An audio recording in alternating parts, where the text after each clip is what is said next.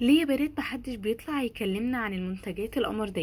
هتكلم اول حاجة عن الهاند كريم من باي سوفت. طبعا هو ليه روايح كتيرة، بس انا جبت البلو بيري دوت، وعايزة اقول لكم ان هو 100 ملي وكان عامل 50 جنيه.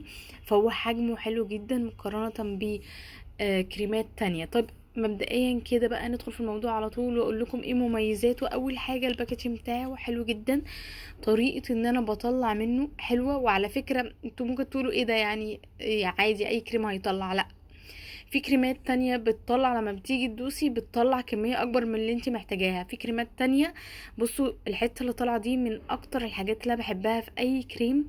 بجد بتاخدي كده الحتة وخلاص، ما بيطلعش بقى حواليه وبتضطري تقعدي تعملي كده. بجد حلو قوي. ثانيا وده اهم حاجة، ان النقطة اللي انت شايفاها على ايدي ديت تمام، هي دي يا دوب هتكفي ايدي كلها. بجد حلو جدا جدا، وخلال 10 ثواني الجلد بيمتص كل الكريم، وما بتحسيش ان انت كده ملزقه او احساس ان انت في حاجه على ايدك خالص. هو بيدي نعومه حلوه جدا في الايد.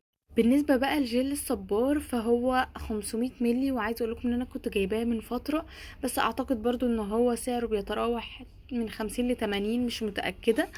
وده بيكون شكله. عايزه اقول لكم ان انا مخلصه منه كميه. عايزه اقول لكم ان هو حلو جدا جدا في الترطيب، بستخدمه لو الكريم بتاع وشي خلص او ايدي، بستخدمه في الترطيب تحفه.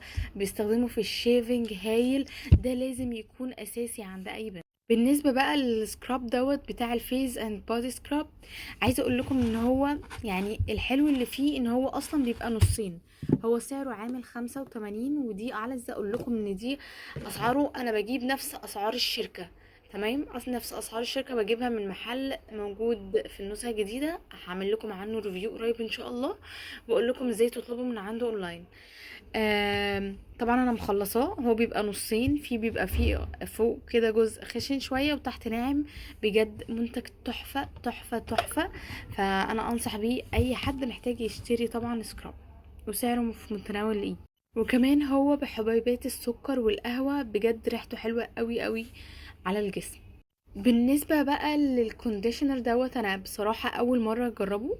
هو بالهيرونيك اسيد، وشفت عنه ريفيوهات تحفة. عايزة اقول لكم ان هو 500 مللي وكان عامل 85 جنيه. تعالوا نفتحه كده مع بعض ونشوف القوام. بصوا ثانية واحدة اشم ريحته كده.